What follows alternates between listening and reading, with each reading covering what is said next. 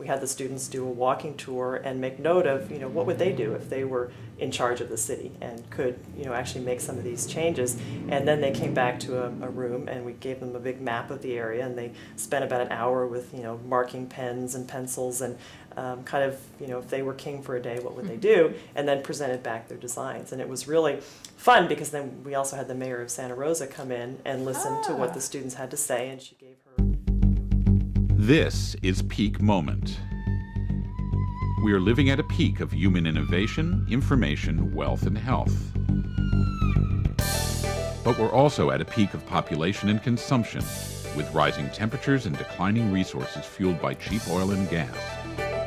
Peak Moment Television, bringing you examples of positive responses to energy decline and climate change through local community action.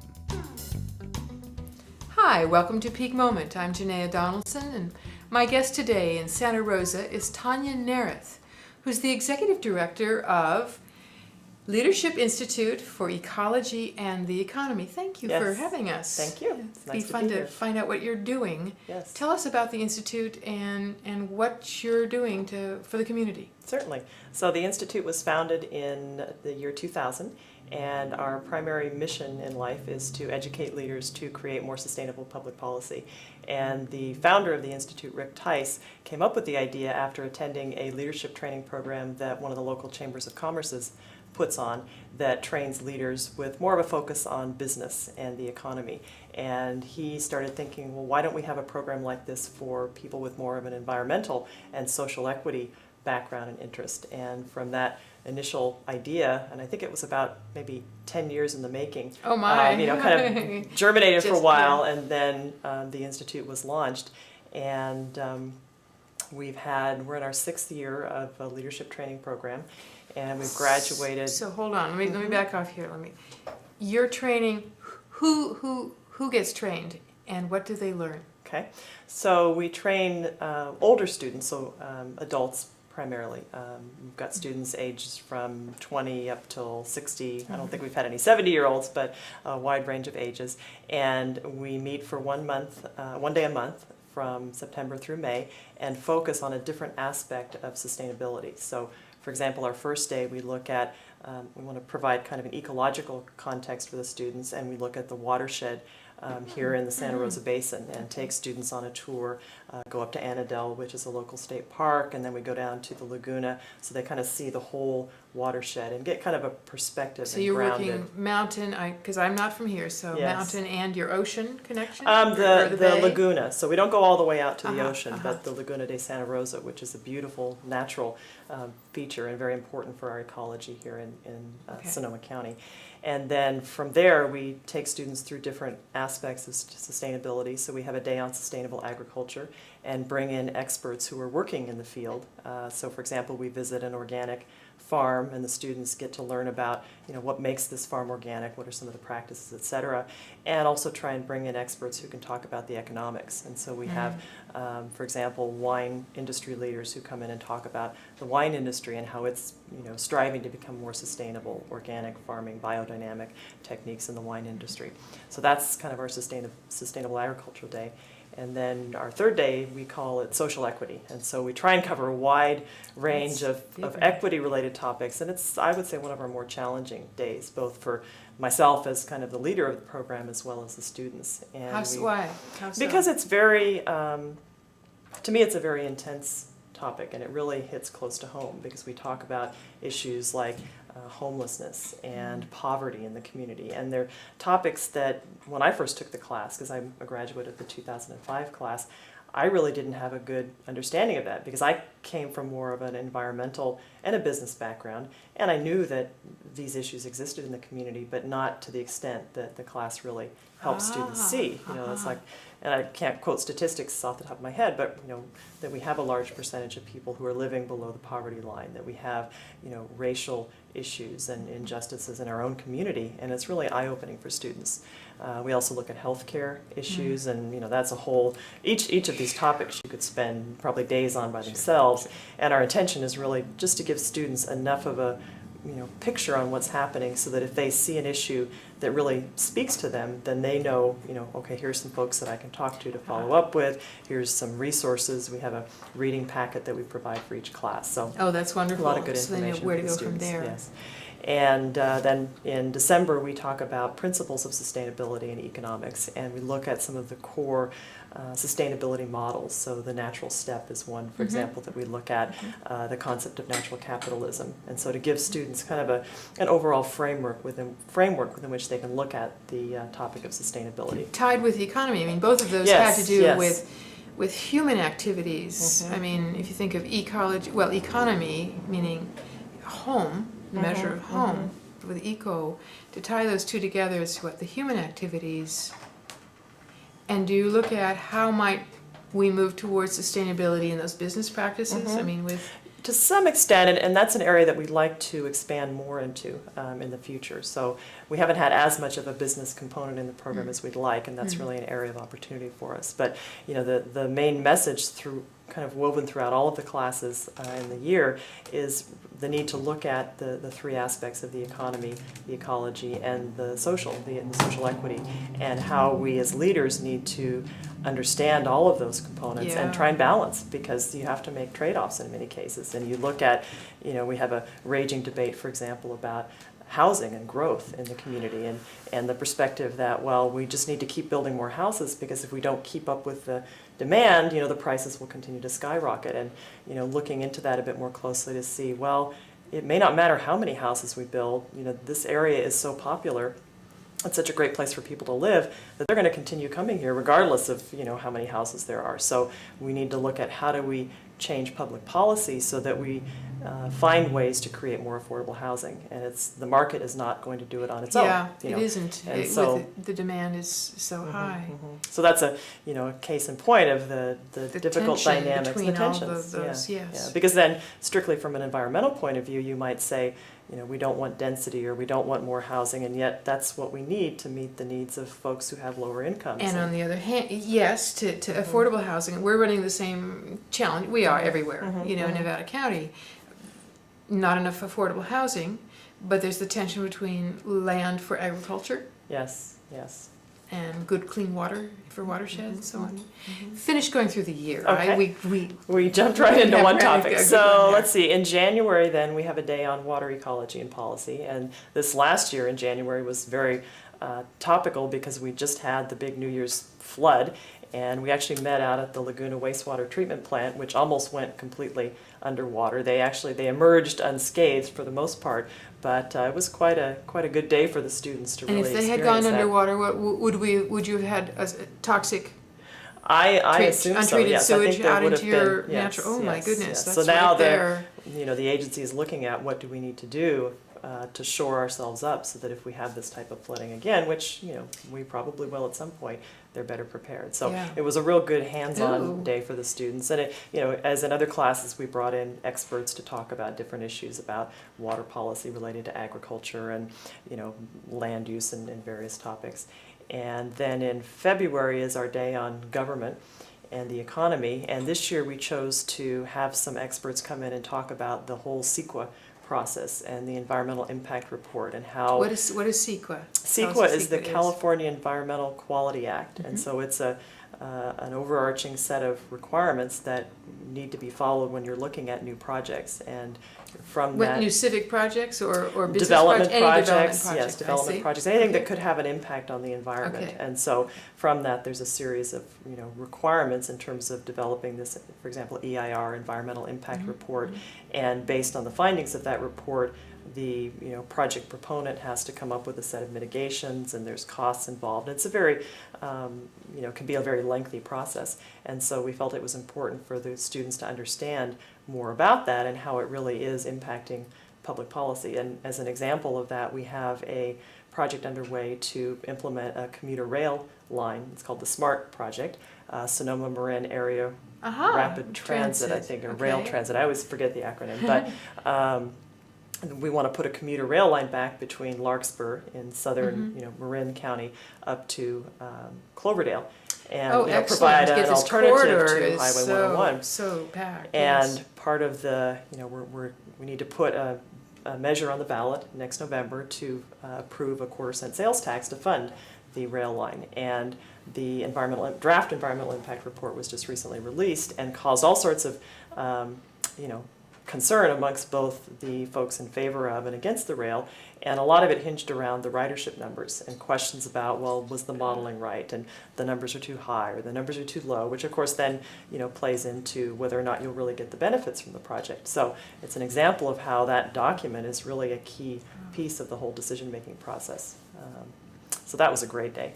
And then in, let's see, what month am I in? March, we had our first day of 2 on smart growth.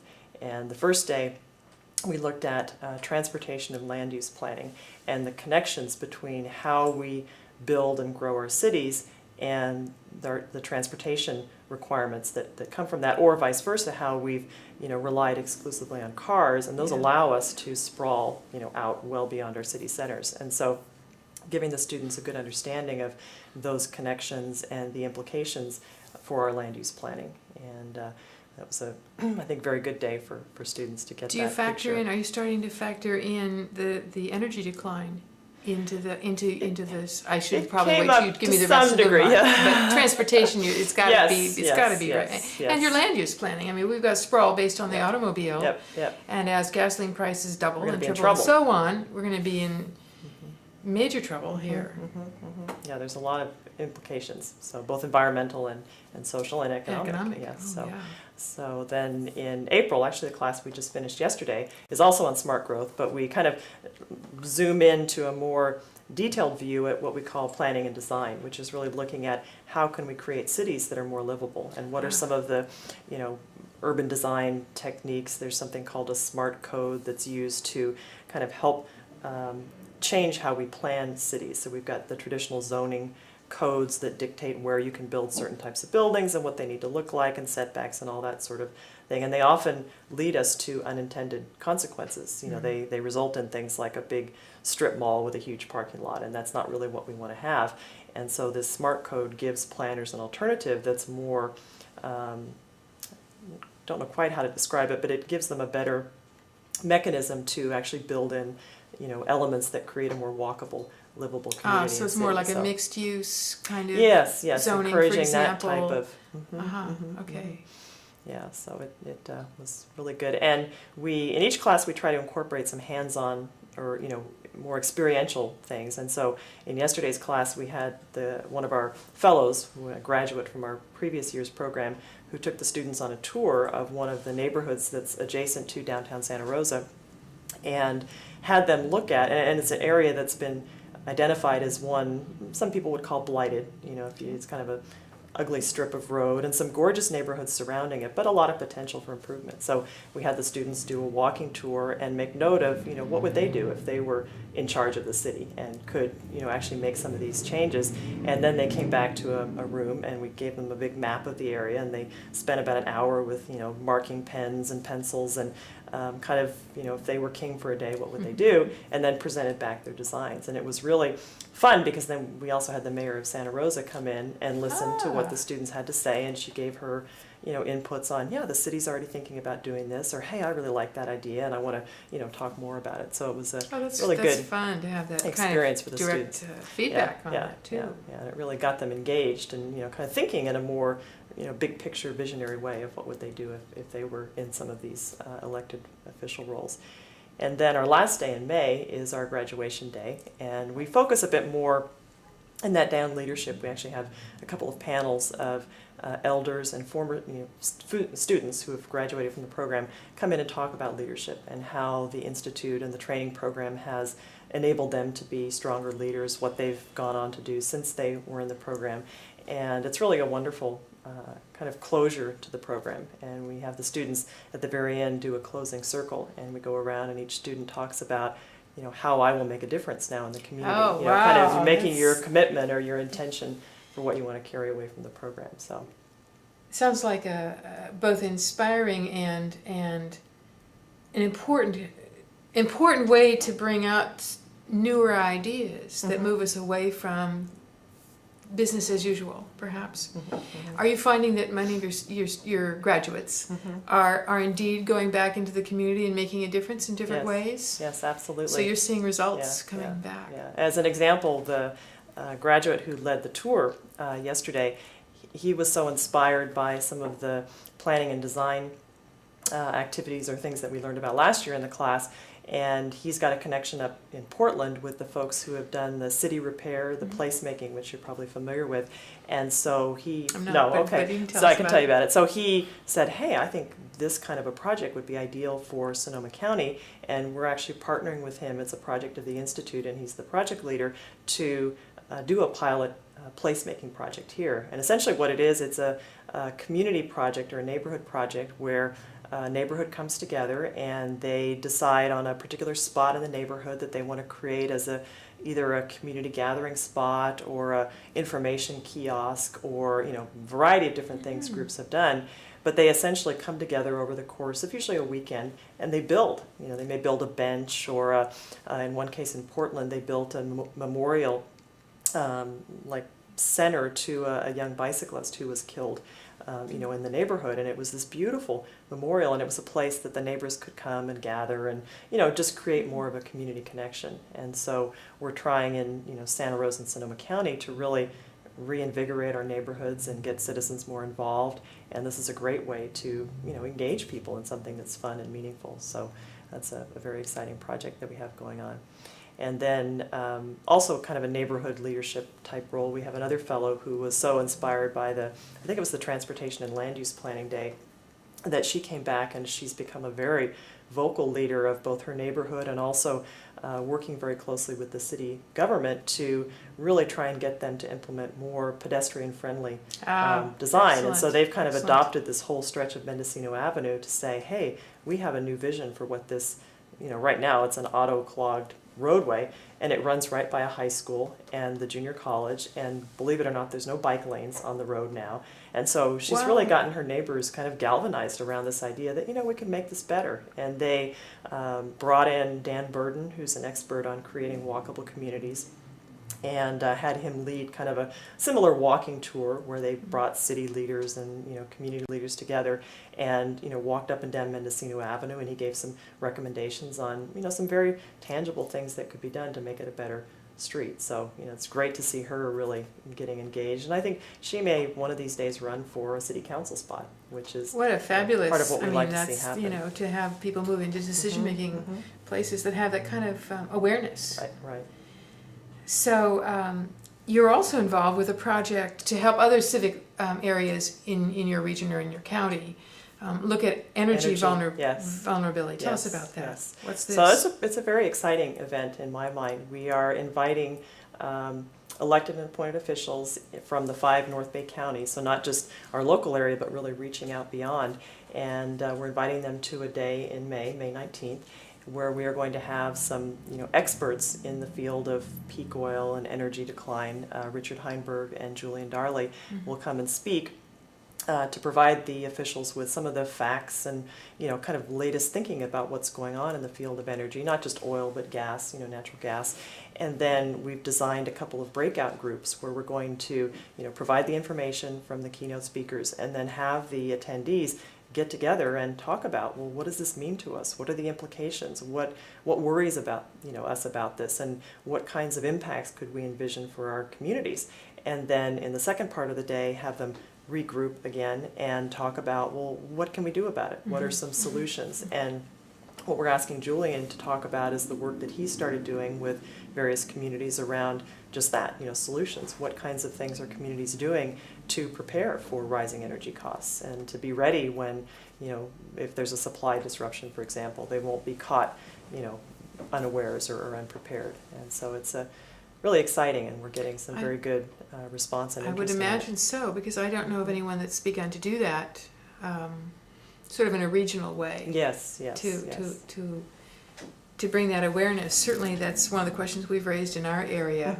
Is how do we get the city and the county just even have it on the radar screen? And it may be, but I imagine that's true for many cities and counties. It's like they have enough to worry about. That thinking about energy depletion is, out there on the edges for them. And we have a bit of a head start because for example, all 9 cities and Sonoma and the county of Sonoma have signed on to a very, I would say, aggressive or ambitious greenhouse gas reduction target of reducing their greenhouse gases by 25% by 2015, 25% below their 1990 levels.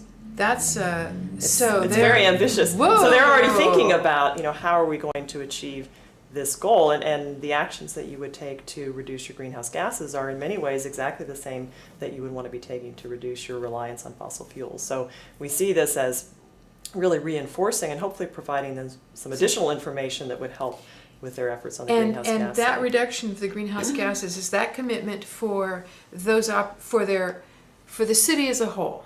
All my understanding is that it aspects, is. And they broke it into 2. So for their internal operations, and I think that's where they're focusing initially because they've got direct control over what they're doing there. Sure. But then also for the community at large, and that's where you really can see some huge challenges in accomplishing that. But the group that's working, we have a climate protection campaign that's been working for a number of years, led by Ann Hancock.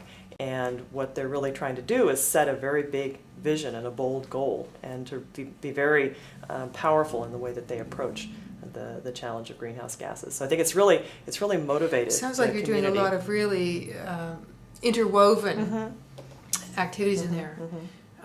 Because to commit to reduce greenhouse gases that aggressively, yes, really is going to mean a lot of changes for everybody. Yeah.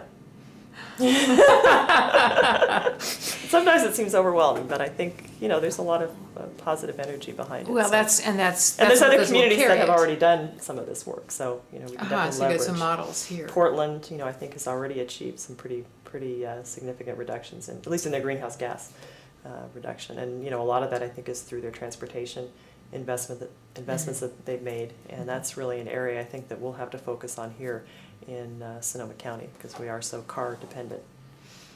Well, as is everybody. I was going to say, as is America overall, yeah. so car dependent. Yeah. You also talked about in the smart growth part of your trainings. Are there what kind of reception do you find you're getting towards mixed use, towards saving any of your agricultural land? Certainly one of the things that we think about is the need to keep the agricultural land available, but in our county, the farmers would make far more money if they sold off to developers, and though we can put conservation easements on some, but you can't do it on all for everyone. And I'm wondering how's your area dealing with those tensions?